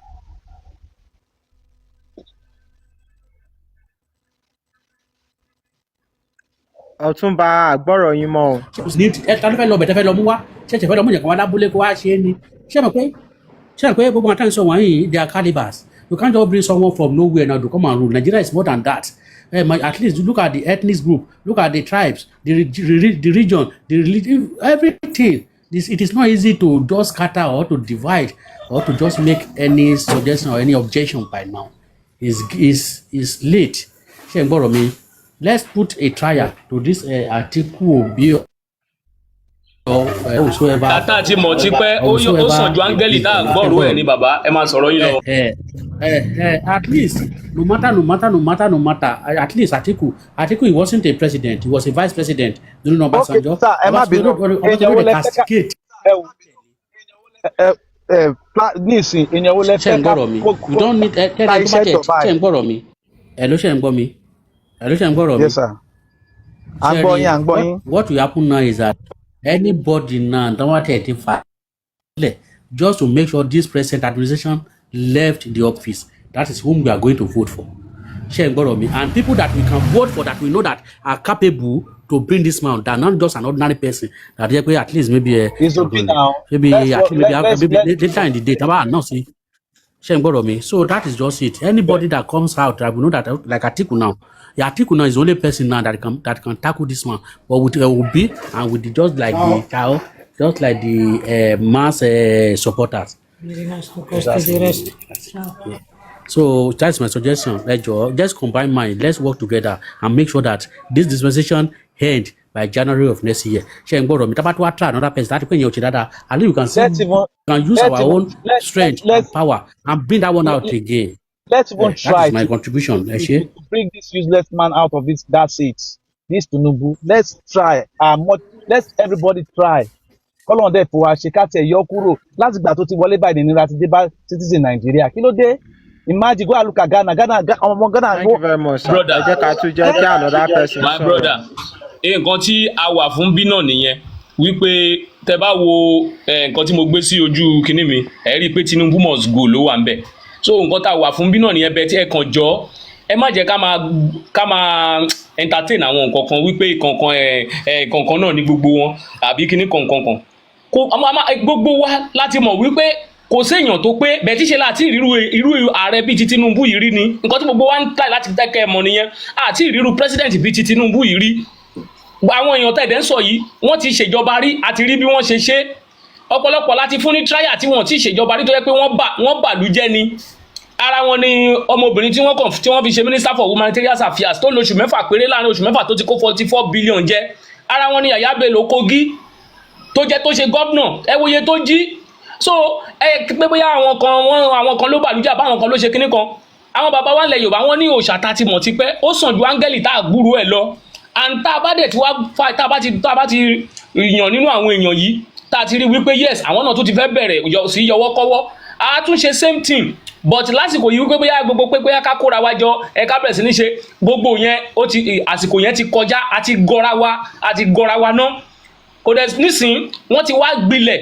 àwọn bàbá wa ilẹ̀ Yorùbá wọn ní kékeré láti ń pẹ̀ka àrókò torí pé tó bá dàgbà tán ẹbọ ló ń gbà so àràbà yẹn ti gbilẹ̀ ó ti wá pẹ̀ka so gbogbo wa sìn a máa di pàǹpá láti sọ wípé a fẹ́ bí wó ni nǹkan náà kan ṣoṣo tá a lè ṣe nìyẹn then make Nigerian great sọ pé kí gbogbo wa mo mọ̀ pé Mr. Favour bọ́n ṣe wà yìí wọ́n ní voters card èmi tí mò ń bá yín sọ̀rọ̀ yìí mo ní voters card everybody wa la ní voters card, kò sẹ́ni tí ò ní voter ẹni tó bá ń ṣe ẹnu fi tapatapata tí ò ní voters card kò mọ nǹkan tó ń ṣe nìyẹn, but gbèdéke dẹ̀ wà lórí voters card náà wọ́n máa tó fi òpin sí nsìn. So ẹni tó bá wà níbi tí ò bá ì tí ì ní àbí táwọn èèyàn ẹ̀kan ò bá ì tí ì gbà, èmi mo ti mandate àwọn ọmọ mi gbogbo wọn ti lọ gbà á.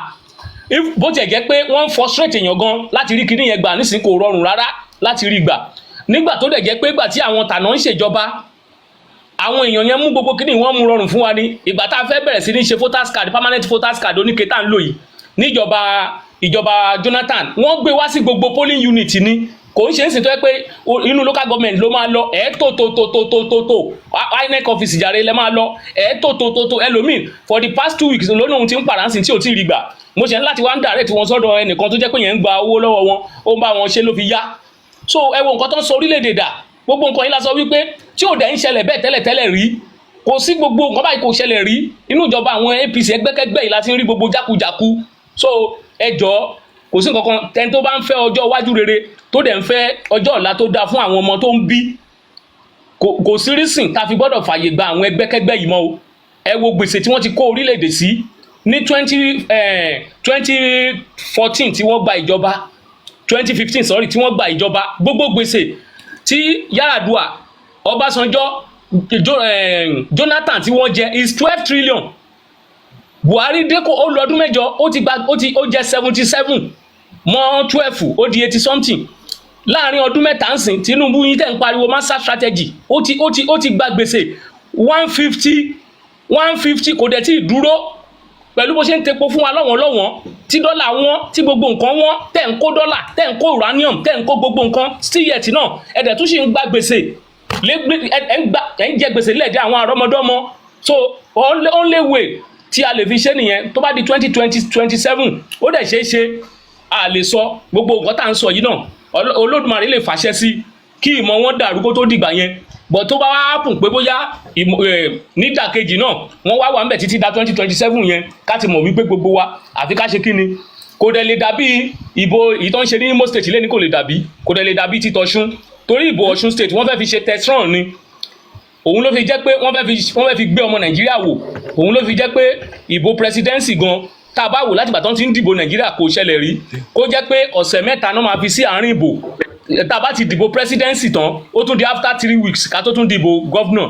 Kò sí nǹkan tó ń ṣe fẹ́ ṣe gbogbo eléyìí náà ni wípé àwọn fúnra wọn ti mọ̀ wípé àwọn ayé ti kọ àwọn, ilé ti kọ̀ wọ́n, ọ̀nà ti kọ̀ wọ́n, ṣùgbọ́n wọ́n mọ̀ wípé pìtìpìtì tuntun yúnyún ó máa ṣẹlẹ̀. Gbogbo ẹ̀ ni wọ́n ṣe fi gap yẹn sí wípé àwọn á ti kọ́ọ̀pù ẹ̀ kó tó di ìgbà tó máa di ti governor. So ìgbà tá a bá ti prepare mind wa wípé sẹ́ẹ̀ àwọn people yìí wọ́n gbọ́dọ̀ lọ, gbogbo nǹkan tó bá fẹ́ gbà la fẹ́ fún. Àbẹ́mi ṣèmi tí mo bá yín sọ̀rọ̀ yìí, tí ìlú bá fẹ́ da àwọn kan máa fẹ̀mí ara wọn lélẹ̀ pé kí ìlú lè da. Bẹ́ẹ̀ mi wá bá lọ lórí wípé à ń jà pé kí orílẹ̀-èdè wa lè da. Ìtàn á sọ nípa wa pé nígbà kan àwọn kan dìde wọ́n ṣe báyìí, so kán dẹ̀ kọ̀tàn re nípa ti tèmi òun lèmi ń lé ju pé kán kọ̀tàn aburú nípa mi lọ. So nǹkan tèmi fẹ́ kí gbogbo aká ní lọ́kàn nìyẹn pé kò sí bá ṣe fẹ́ ṣe tá a bá sọ pé a fẹ́ jìjàǹgbara táwọn kan ò ní bá lọ, a kàn máa ṣe ládùúrà pé àwọn tó bá fẹ́ bá lọ kí ẹ̀mí tiwa kó má pẹ̀lú ni. Bó bá dẹ̀ pẹ̀lú náà bá láìfi torí pé àdúrà tó máa gbà á máa ṣe ni, ìtò dẹ̀ nígbà náà àtúnṣe náà ni. So gbogbo ẹ̀ ní kúkúrú èdè fún torí ẹlòmíì tó bá fẹ́ sọ̀rọ̀ ẹ jọ̀ọ́ àwọn ọ̀rọ̀ tá a fẹ́ máa gbọ́n bí àwọn ọ̀rọ̀ wúrí ni, àfẹ́ ọ̀rọ̀ discourage pé kankan náà ní gbogbo wọn àfẹ́ yẹn ń bí nǹkan tá a fẹ́ máa gbọ́n bí ọ̀rọ̀ ìwúrí, àfẹ́ ọ̀rọ̀ pé à ń discourage ara wa kíní kankan. A ti mọ gbogbo nǹkan tẹ́ fẹ́ sọ yìí, kò sẹ́ni tí ò mọ bọ́dọ̀ Nàìjíríà ṣe rí, bọ̀ ká máa prepare àmọ́ ìdára wa sílẹ̀ ni nǹkan tá a wà fún bí nìyẹn. Mo sì dúró ń bí náà ọmọdé mo kí yín sàlẹ̀ o.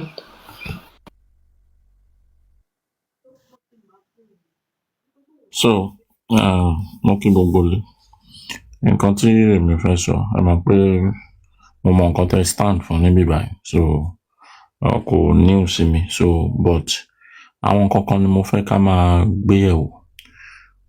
Let's take for instance pé bóyá ó di lọ́la ní ìsìn ẹni tí ẹ fẹ́ lọ́kàn gangan wá débẹ̀ kò wá ṣe àwọn nǹkan tó yẹ kó ṣe, bó ń ṣe àwọn nǹkan kan. Ǹjẹ́ ó máa tẹ́lẹ̀ lọ́rùn tí àwọn èèyàn bá bu ẹnu àtẹ́lu onítọ̀hún pátápátá pé kò sí nǹkan kan tí ó ń ṣe, tẹ́yìn náà bá jẹ́ rí nǹkan ẹni sùúrù mo ti wà mí báyìí ó ti pẹ́ gan mo ti wà mí báyìí ó ti pẹ́ gan mo ti wà mí báyìí ó ti pẹ́ gan so ẹ mú kò sí ní jẹ́ kámsì ẹjọ́ ẹ jẹ́ kán sọ̀rọ̀ wọn délẹ̀ ẹ jẹ́ kán sọ̀rọ̀ wọn délẹ̀. èmi ò sí bí báyìí ẹni sùúrù ẹ máa padà fún mi ìpè tá a máa ṣẹ́ fóun náà nìyẹn kò àníkẹ́ sí ẹni yàtọ̀ sùúrù ńbẹ̀ ṣe ẹ mú so ìtúsẹ ṣé ẹ lè ní validate sùúrù ṣé ẹ lè Tinubu ní sùúrù. ẹ jẹ́ kán sọ̀rọ̀ wọn tó bá ti sọ̀rọ̀ wọn délẹ̀ ẹ máa béèrè question lọ́wọ́ wọn ẹjọ́ ẹ jẹ́ kán sọ̀rọ̀ wọn ẹ jẹ́ kán sọ. èmi náà ti mọ̀ pé ibi tó ń bá lọ yẹn náà ẹ jẹ́ kán pòkó lówó yẹn délẹ̀ náà. Iṣẹ́ arínúròde olùmọ̀ràn ọkàn nìyẹn ni ẹ tún ní mò ń pòfò lọ ara nǹkan tí mo ṣe máa ń bá yín tí mo ṣe máa ń wọ́ọ̀dì yín sàlẹ̀ nìyẹn máa bọ́lẹ̀ ní because ẹ fẹ́ kẹ́ echo chamber ní echo chamber ní nǹkan tí mò ń sọ last week tí mo sọ week before nìyẹn kò sí ìdíje tó lè progress pẹ̀lú bẹ́ẹ̀ ṣe ń ṣe ẹ gbọ́dọ̀ listen sáwọn tó kù nínú àwọn yẹn máa gbára pọ̀ tẹ bá ní if you have good something to talk you go ahead now èwo ni ìjà tó wá ń jà lọ. mi ò jẹ̀dá kan tó bá sọ fún yín pé ṣé gbogbo nǹkan tẹ́yìn sọ látàárọ̀ ṣe ń pòfo lónìí Yorùbá ni gbogbo wa náà pẹ̀lẹ́ lákò lábo a ti sọ lórí ètò yìí ẹ má bù mí. ìbẹ̀rẹ̀ ọ̀rọ̀ yín ló jẹ́ kí n sọ bẹ́ẹ̀ ẹ gbọ́ mi ìbá ní kẹ́ má bínú ṣùgbọ́n ẹ ti sọ ti yín padà so ẹ máa sọ̀rọ̀ yín lọ ọ̀rọ̀ tẹ́ fẹ́ sọ ẹ máa sọ lọ. ṣe rí èmi bí mo ṣe wà yìí màá sọ àwọn nǹkan tí mo fẹ́ sọ máa jẹ́ ìyànnàná fún yín ní ọ̀sẹ̀ tó kọjá ńgbà tí mo wá síbí báyìí ó dàbí pé ẹ̀yin ni ẹ béèrè kan pé kí wọ́n dárúkọ nǹkan kan tí Tinubu ṣe mo wá sọ mo ní kò sí ìjọba tó wà lórílẹ̀‐èdè Nàìjíríà láti ìbẹ̀rẹ̀ títí dèní gẹ́gẹ́ bí ìtàn fi yé wa àti àwọn ìta àpò. ẹ wò ó sà ẹ keep suggestion yìí for now sà èmi gan máa kíkà gé tìyín ẹ má sọ fún mi pé kí n keep suggestion a máa yà drop mi. iye ò lè wọlé ń bí ẹ gbọ́ kò lè wọlé ń bí ẹ má tiẹ̀ sọ yẹn fún wa rárá pé kò sí ìjọba àfẹ́ gbọ́ ẹgbọ́ ẹ lọ tọ́jú ẹ̀ sísàlẹ̀ kò sí ìjọba irọ́ kò sí àwa kéré a ṣẹ̀ jábọ́ sínú ayé ni ẹ lọ tọ́jú ọ̀rọ̀ yín lẹ sápò kẹ́ máa lọ sọ láàrin àwọn èèyàn yìí. àbá ní iṣẹ́ lè débì kankan pẹ̀lú ilé ìtẹ̀sán ẹ kò ṣe ń bà mí wọ́n mọ̀ tẹ́lẹ̀ wọ́n mọ bí tí mò ń lọ sẹ́ wọ́n mọ bí tí mò ń lọ sẹ́ wọ́n mọ bí tí mò ń lọ bọ̀ ẹ lè débì kankan pa nígbà ilẹ̀ máa mọ̀ ìmọ̀ lọ ẹ lè débì kankan because ẹ lè listen to anybody tẹ́ ẹ bá ti lè listen sí ìyàn ẹ níbi tẹ́ ẹ lọ àwọn tó ń san sálárì fún yín láti Amẹ́ríkà méjì grace àwọn náà máa ṣe ṣe ti gbọ́ ẹ lè bó bá ẹ sọ nǹkan tí ó ti sá lọ ṣe já ni ẹ má já. já ni àbò bọ́lẹ̀ fúnra ẹ̀ ṣe é já ni àbò bọ́lẹ̀ fúnra ẹ̀ tó ẹ mọ̀ nǹkan tó ṣẹlẹ̀ tó bá ti fẹ́ wá sókè padà àwọn lè fẹ́ wá sókè padà kó wá sọ nǹkan kan tí Tinubu ṣe tó jẹ́ àǹfààní fún gbogbo mẹ̀kúnnù kò ń ṣe èyí tó jẹ́ pé àwọn nìkan ni wọ́n rí o so kò ń ṣe pé jẹ́ pé àwọn nìkan ni wọ́n rí o èyí tó jẹ́ pé gbogbo èèyàn ló ó wà físíbù sí gbogbo èèyàn tó jẹ́ pé gbogbo mẹ̀kúnnù bẹ́nẹ́fìtì kó gòkè kó wá sọ fún wa tó bá tó ti fẹ́ bẹ̀rẹ̀ ẹjọ́ ẹ jẹ́ kó máa lọ ṣeré ńsàlẹ̀. Mr. Kini ẹ máa bọ̀ lókè ẹ má bínú.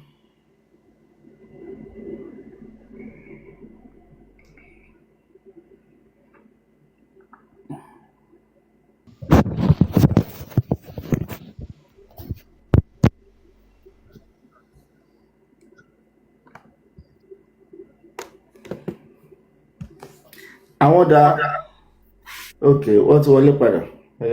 so mo ń sọ nǹkan kan lọ mo ní lọ́sẹ̀ kò kọjá ńgbà tí mo wá síbí ẹnìkan sọ̀rọ̀ ó béèrè nǹkan kan lọ́wọ́ mi ó ní kí n dárúkọ nǹkan kan mo dárúkọ nǹkan kan lára àwọn kan tí mo dárúkọ was the net fund ní ọ̀sẹ̀ tó tẹ̀lé àwọn first set àwọn tó graduate ọmọ kan wà lẹ́kọ̀ọ́ ńbẹ̀ tó gba first class ọmọ yẹn jáde wá ọmọ oníbìín ọmọ tí ò ń lé èèyàn ni ó jáde wá ó ní òun benefit. ẹ̀yin ọ̀jọ̀gbọ́n tẹ́ wọ́n bí ẹ tètè jẹ́ kọ́ mọ̀ kán ti close sí pọ́tà o ẹ jẹ́ kọ́ mọ̀ kán ti close sí pọ́tà nefond o ẹ tètè jẹ́ kó mọ̀ kó tó parọ́ fáwọn èèyàn jìnnà o.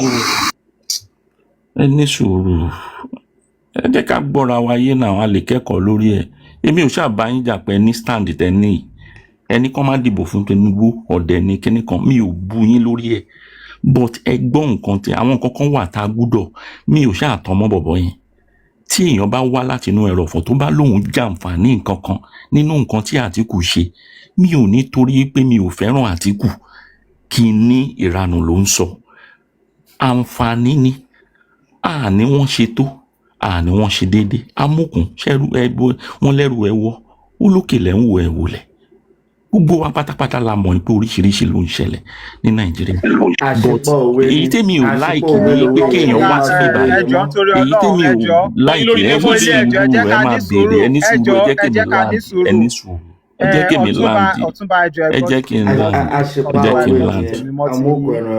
ẹjọ́ nítorí Ọlọ́run ẹ gbọ́ ti tèmi mọ́ ti yín gbogbo ilé ẹjọ́ nítorí Ọlọ́run ẹ gbọ́ ti tèmi mọ́ ti yín Ọ̀túnba ẹjọ́ ẹ má bínú èmi personally mi ì ní jẹ́ kẹ́ continue lórí ọ̀rọ̀ tẹ́ ń sọ yẹn mọ́ ẹ má bínú ṣe rí bí báyìí tí this current administration tí ò bá ti affect yín in any way ẹ lọ sí platform bòmíì kò lè tó yẹn kò lè affect gbogbo wa tí ò bá ti ẹ má wàá máa advice wa pé bí a ṣe ń sọ pé ó affect wa yẹn kẹ wá máa fẹ́ máa gbìyànjú láti jẹ́ ká máa wò ó pé bóyá bó ṣe ẹ̀bi wa ni àbí ẹ̀yin ẹ ṣàtẹ̀síwájú in as much tí ò bá ti affect yín ẹ má wá enlighten anybody kò sí ọmọdé àmúroko ń bí but nǹkan tí mo mọ̀ ni pé àwa tá a bímọ tá a rówó tọ́ ọmọ ló máa ba àwọn ọmọ tiwa lábàáyé àwọn ọmọ tiyín jẹ́ tẹ̀yìn rówó tọ́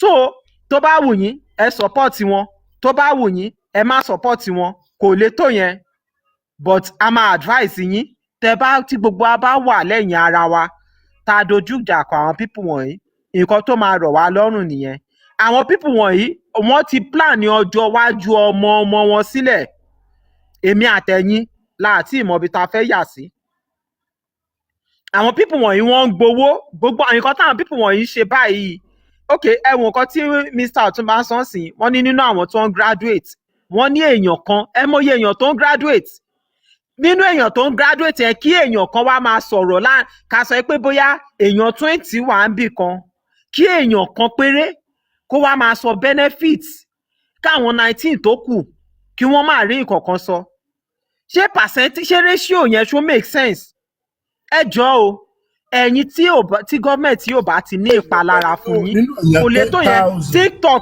tiktok everybody ló ní tiktok kó ní kálukú gbìyànjú láti ní 1000 followers kó lọ máa ṣe program ẹ̀ níbí báyìí tó bá ti gùn òkè sọ̀rọ̀ nǹkan tí gọ́ọ̀mẹ̀ntì ń ṣe tó ń pa ẹ́ lára ni kò sọ tí ò bá ti pa ẹ́ lára ó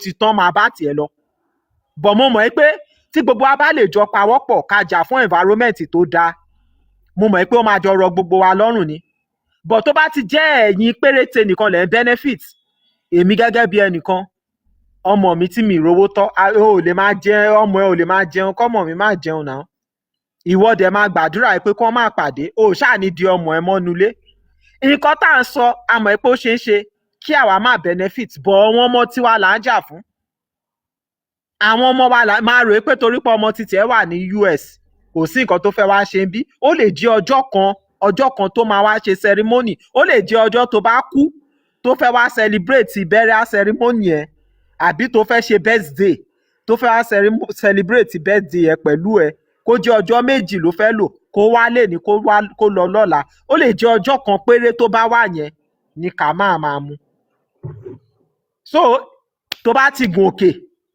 sọ bó ṣe ní ẹ lára sí tí ò bá ti ní ẹ lára máa lọ it's not by force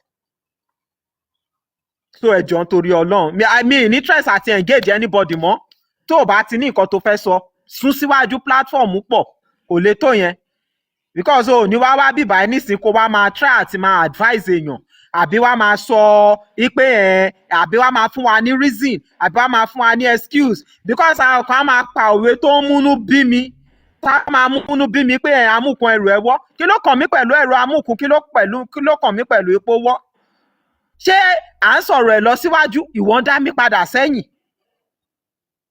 à ń sọ̀rọ̀ ẹ̀ lọ síwájú ìwọ ń dá mi padà sẹ́yìn ní ayé PDP ẹ̀ka gbogbo wọn sí kan Ọbásanjọ́ Yar'Adua ẹ̀ka gbogbo yí ẹ wọn ẹ̀ka sí kan but nígbà tó da ayé president Bola Ahmed Tinubu ẹ fẹ́ káyé Buhari àti president Bola Ahmed Tinubu pọ̀ ẹ̀ ń try láti separate wọn ẹ ní wọ́n certain years APC ti lò lélẹ̀ ẹ ní pé èèyàn tó kàn lò just 3 years ṣé ọ̀rọ̀ nìyẹn ni and now nígbà tá a vote èèyàn síbẹ̀ ṣá vote ẹ̀ síbẹ̀ kó wá fún wa complain ni ẹ̀yin ilẹ̀ máa defend wọn ṣàvó tí wọn síbẹ̀ kán lọ máa sùn kán lọ máa jẹun ni ṣé wọn mọ̀ pé iṣẹ́ náà fẹ́ lọ ṣe ń bẹ̀ ni abẹ́yìn tẹ máa ń defend wọn ṣé ìròrí ni ọpọlọ yín ti empty ni ṣé àvó tí wọn síbẹ̀ kán lọ máa ṣeré ni àvó tí wọn síbẹ̀ kán lọ máa náwó ni ṣàvó tí wọn síbẹ̀ kán fún wa complain ni we vote them there láti rí changes ni àdẹni tí ò bá wà capable láti fún wa ní changes tí à ń fẹ́ kó kúrò ń bíbẹ̀ kí ni nǹkan tẹ́ ń sọ lẹ́nu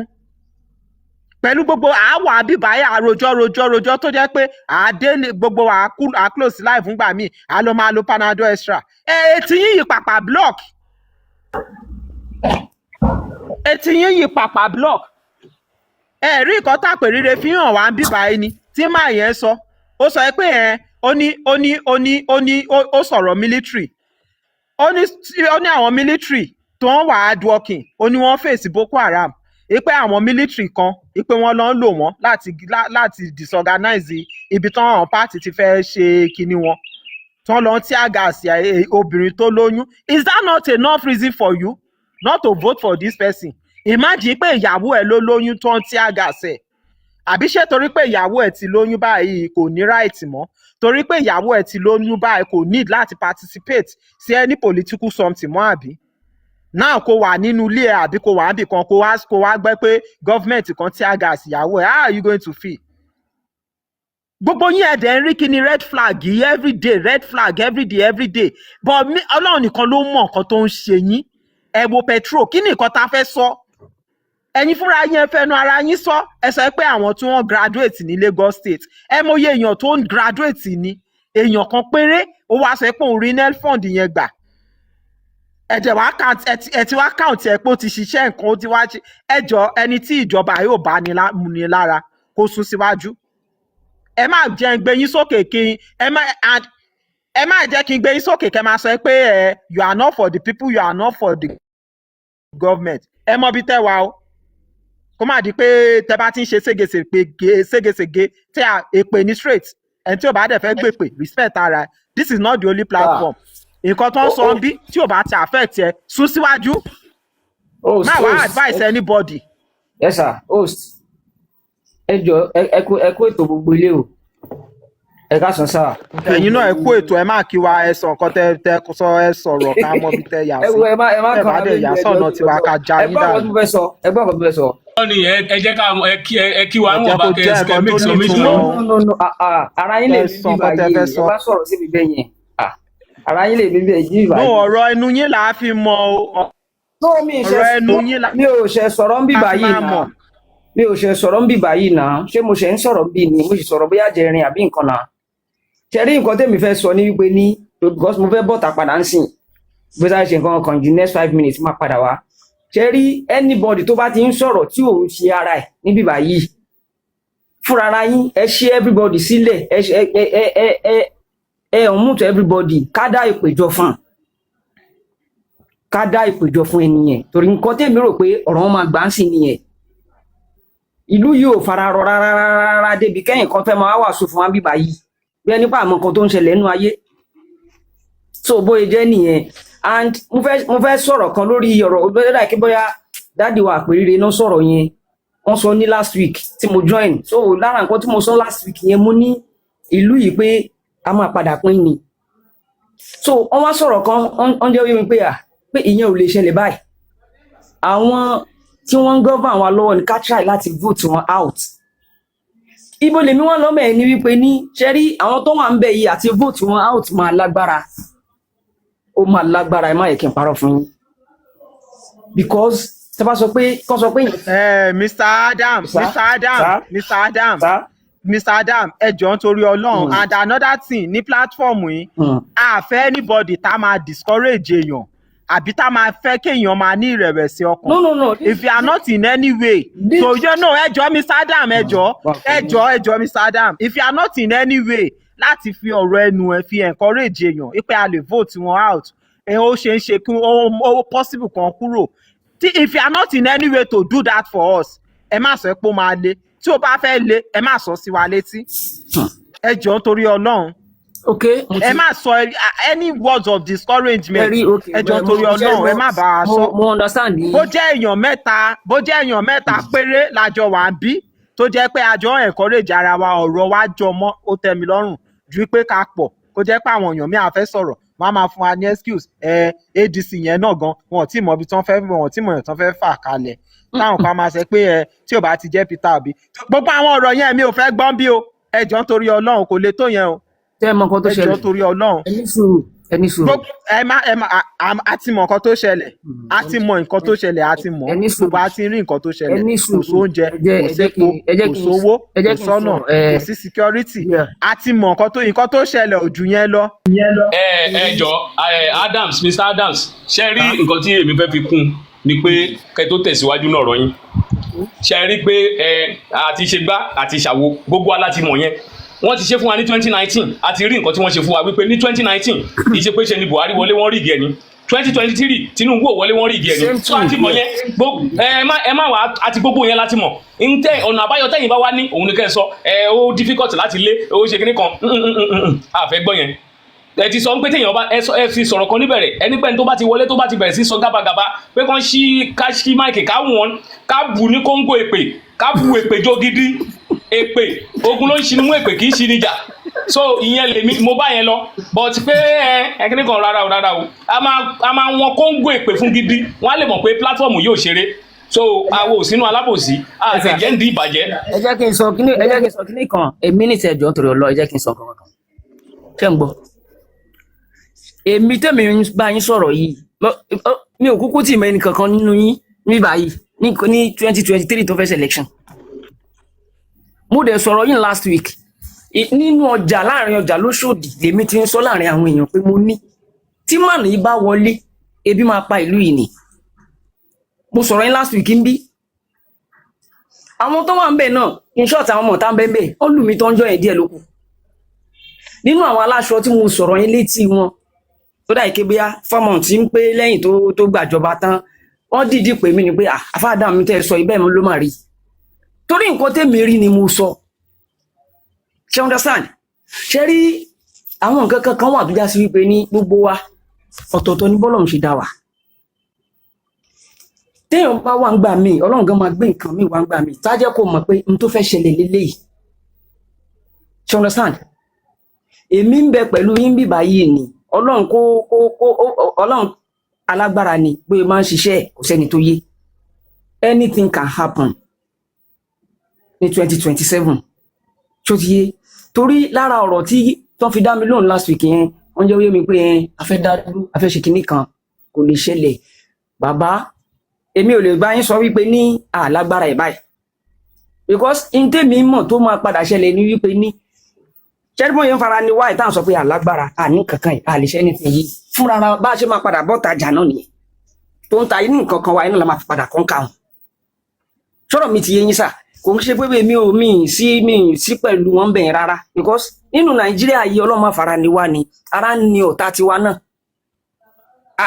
ara ni lẹ́nu ìjẹta sí ijọ́ mélòó yìí nìsín mo mọ iye tó ti yọ́nu bank account ní GT ìyẹn dúró bẹ́ẹ̀ ṣé ti káàdì mo fẹ́ sọ ni àbí ti data tí mò ń ṣe tọ́dẹ̀ ń yọ owó tó ń fa owó bí ẹni wípé ní kinní lẹ́nu ìgbà tí màá yí wọlé náà ni ó ṣẹlẹ̀ bẹ́ẹ̀ láyé Buhari káàtì ẹ̀sọ́ pé òun náà ò ṣe dáadáa náà ò ṣe dáadáa náà but àtúnwò pé bá a ṣe ní òun náà ò ṣe dáadáa tó ṣé kò tún fi ẹ̀sìn lè tàn lóye kọ́lọ́n kó ṣàánú wa ó wá dàbí ẹni pé tí gọ́fìmẹ̀ntì kan bá wá dé ní tó fẹ́ gbé wá ní wípé ní ìnira yẹn wá ń gorí ara wọn kíní ẹ̀ ó tún wá ń lágbára sí ju ara wọn lọ 2027 tó fẹ́ wọlé yìí sìn yóò lè parọ́ fún yín. torí ẹ̀yin àfà ẹ láìkì torí mo rí bá àfà nìyí ẹ fẹ́ràn tẹ máa ṣe tẹ̀kíà gan tẹ̀kíà ẹ máa ń ṣe gan ìdí ni wípé ṣe rí èyí tẹ́ sọ́nsìn pé tíjọba kan bá dé á tún fi ṣe kíní kan àwọn APC yìí ni àwọn ẹlẹgbẹ́ burúkú àwọn gangan ni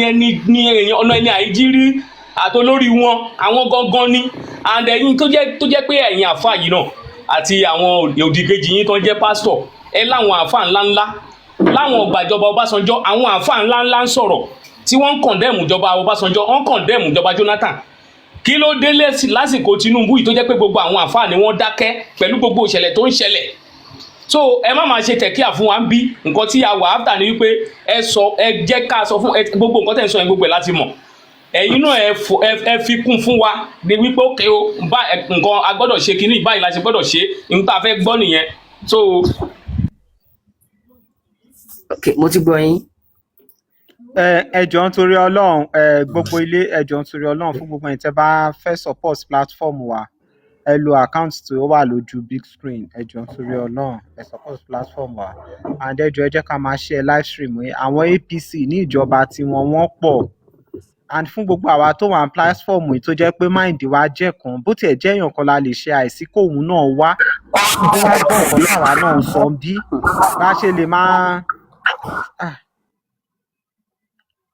bá ṣe lè máa wá àwọn èèyàn kúnra nìyẹn o that is the honest truth ẹ jẹ́ ká máa ṣe àìsí àwọn èèyàn kì í ṣe pé ká kàn wá ń bí power tap ṣe live stream náà.